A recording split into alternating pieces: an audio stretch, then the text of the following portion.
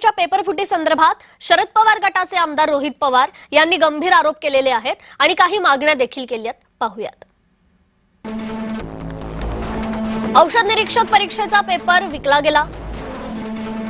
सुरुवातीला 10 ते 12 लाखांना, नंतर 40 लाखांना हा पेपर विकला गेला. पेपर राज्यभरातील एजंटांच्या नेटवर्क मार्फत विकला गेला. फक्त एका विद्यार्थ्याकडे पेपर गेला हे एमपीएससीचं स्पष्टीकरण अद्याप मान्य नाही.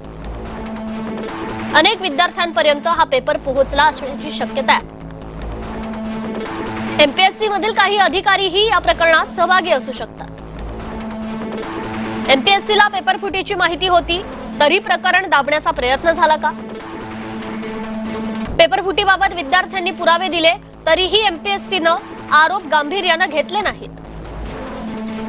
एमपीएससीचा चौकशी अहवाल आणि पोलिसांचा तपास हा सार्वजनिक करावा अशी मागणी आहे. तर एमपीएससी अध्यक्षांनी नैतिक जबाबदारी स्वीकारून राजीनामा द्यावा अशी ही मागणी रोहित पवारांनी केली आहे. स्वच्छ प्रतिमेच्या व्यक्तीची अध्यक्षपदी नियुक्ती करावी. राज्यातील विविध स्पर्धा परीक्षांमध्ये 2023 पासून सुमारे 15 पेपरफुटीच्या घटना घडलेल्या आहेत.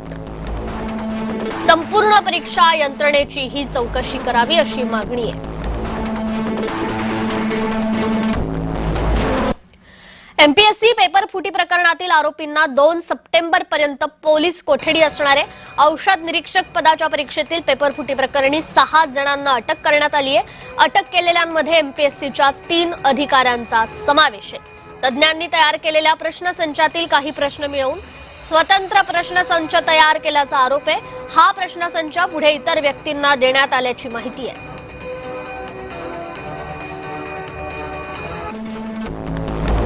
कशा प्रकारे हा संपूर्ण प्रकार घडलाय? आरोपी गौरव पाटील आणि एका तरुणीचे खरं तर प्रेमसंबंध होते.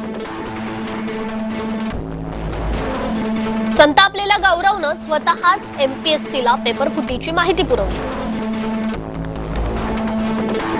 या प्रकरणात ऋतुजा पाटील नावाच्या मुलीला नोटीस बजावण्यात आली. संबंधित तरुणी ही औषध निरीक्षक पदाच्या परीक्षेला बसली होती. प्रेयसीसाठी काहीतरी केलं पाहिजे असं गौरवला वाटलं.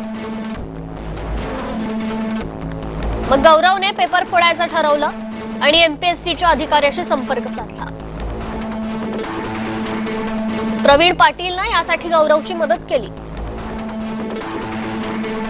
गौरव प्रश्न मिळवण्यात आणि ते प्रेयसीला देण्यात यशस्वी झाला. संबंधित तरुणी चांगल्या मार्काने एमपीएससीच्या परीक्षेत उत्तीर्ण झाली.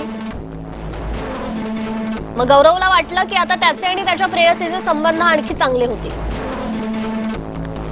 मात्र उलटच झालं. औषध निरीक्षक होताच तिने गौरव सोबतचे जे संबंध होते ते तोडले.